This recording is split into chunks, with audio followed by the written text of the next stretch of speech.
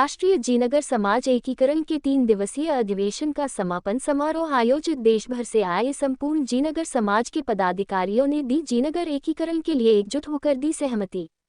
झुंझुनू में सोमवार को जीनगर समाज द्वारा आयोजित 3 दिवसीय अखिल भारतीय जीनगर समाज एकीकरण अधिवेशन का समापन समारोह आयोजित किया गया, जहां अधिवेशन के तीसरे दिन संपूर्ण भारत से झुंझुनू जीनगर समाज से अधिवेशन में भाग लेने समाज बंधुओं ने सुबह बालाजी की ध्वजा के साथ सभास्थल पहुंचे और बालाजी को नमन कर सभास्थल में प्रवेश किया, जहां उन सभी तिलक लगाकर एवं दुपट्टा पहनाकर स्वागत किया।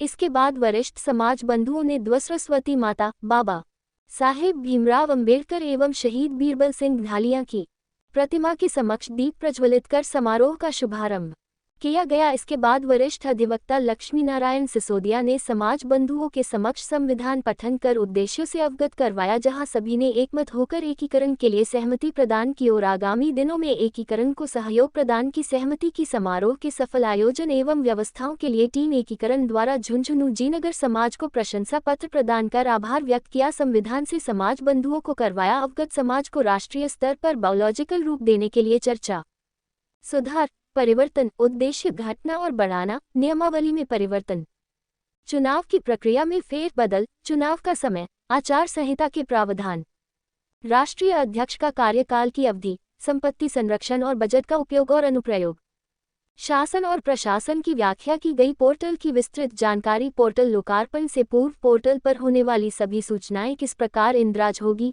पोर्टल से सभी अविवाहित लोगों को राष्ट्रीय स्तर पर जानकारी प्राप्त होना। जीनगर समाज की जनसंख्या, बेरोजगारों की संख्या, तलाकशुदा, विधवा, विधुर की संख्या का ज्ञान, तकनीकी शिक्षा के कौशल को लाभ लेने हेतु संख्या पता करना इत्यादि जानकारी प्रदान की। पोर्टल के सदस्यता फॉर्म की दी जानकारी।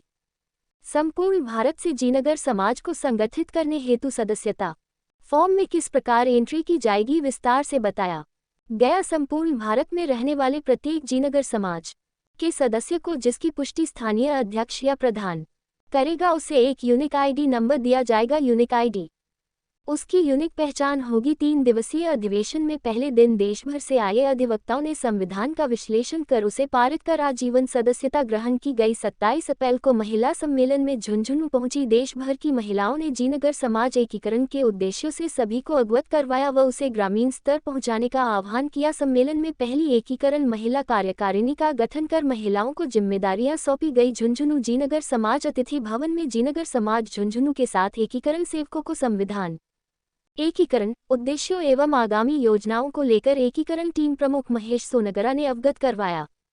इस दौरान वरिष्ठ सेवक एकीकरण टीकमचंद चौहान, जोधपुर, चंपालाल चितारा, जोधपुर, जवरीलाल आर्य, प्रधान सेवक ताराचंद सोलंकी, जोधपुर, पन्नालाल चौहान, पाली, दीनदयाल सोलंकी, रोहट, राष्ट्रीय सेवक कृपाल सिंह पनवार, पुणे, रवि राठौर, सिरसा, हरियाणा, ताराचंद पनवार, पिसांगन, किशोर डाबी, पुणे, किशन खत्री, बीकानेर, टिकमचंद चौहान, पाली, दौलतरामा पनवार, समदड़ी, मंजू खत्री, किरण सोलंकी, सुरेंद्र सोलंकी ने अधिवेशन को सफल बनाने में सहयोग प्रदान किया। आयोजन की व्यवस्थाओं को लेकर झुंझुनू जीनगर समाज के अध्यक्ष अनिल कुमार, जीनगर मंत्री मंगतूराम कच्छा व सहमंत्री प्रदीप कुमार सोलंकी, कोषाध्यक्ष महेश राठौर, उपाध्यक्ष श्री काशीराम गहलोत, श्री महेंद्र चायल, मनोज कच्छा व कमलेश सोलंकी, मुकेश चायल, प्रबंधक हरदेव सिंह।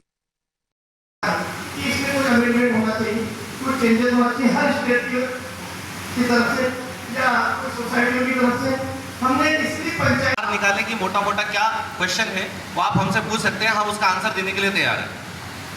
क्योंकि अगर हम किसी चीज में बदलाव करने जाते हैं तो फिर वहां के लोगों को कोई तकलीफ होती है जो उस बदलाव को स्वीकार नहीं करना चाहते।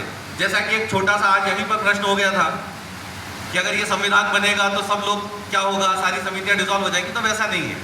जब उसमें कोई प्रॉब्लम नहीं है तो बाकी आगे शायद कोई दिक्कत नहीं होनी। आप सहमत हैं? चौथा, अगर मान लीजिए कि मैं किसी सभा में महिला शक्ति अपनी भूमिका नहीं